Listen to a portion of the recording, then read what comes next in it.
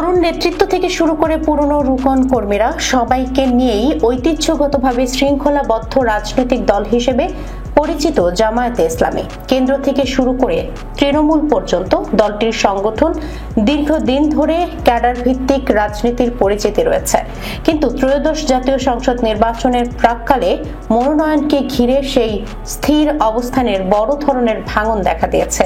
চারটি আসনে প্রকাশ্য বিরোধ এবং আরো চারটি আসনে নীরব টানাপোড়েন। দলটির ইতিহাসে এটি এক অস্বস্তিকর ও নজিরবিহীন পরিস্থিতি সৃষ্টি করেছে।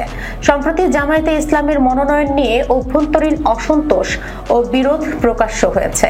ময়মনসিংহ ৬, পাবনা ৫, কুমিল্লা ৭ এবং নরসিংদী ৫ আসনে মনোনয়ন নিয়ে প্রকাশ্য বিক্ষোভ, লাঞ্ছনা ও হাতাহাতির ঘটনা সামনে এসেছে। ময়মনসিংহ ৬ আসনের সম্ভাব্য প্রার্থী অধ্যক্ষ কামরুল হাসান মিলনের বিরুদ্ধে একাংশের বিক্ষোভের সময় দলের কয়েকজন সিনিয়র রুকনকে শারীরিকভাবে লাঞ্ছনার অভিযোগ ওঠে।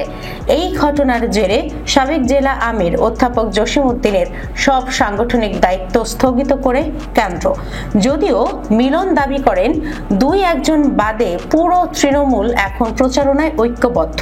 কুমিল্লার চান্দিনা এলাকায় উত্তেজনা চরমে ওঠে ২৭ অক্টোবর গণমিছিলের দিন।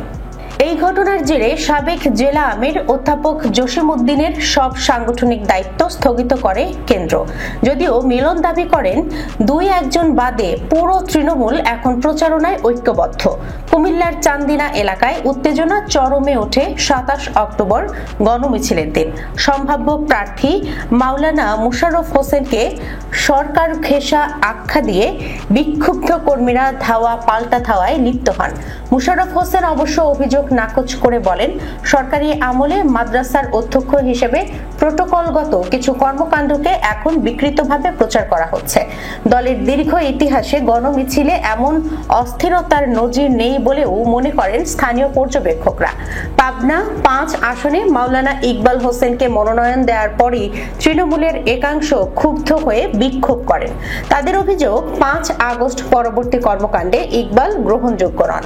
তারা সাবেক এমপি আব্দুস সোবহানের ঘনিষ্ঠ আব্দুর রহিমকে প্রার্থী করার দাবি জানায়।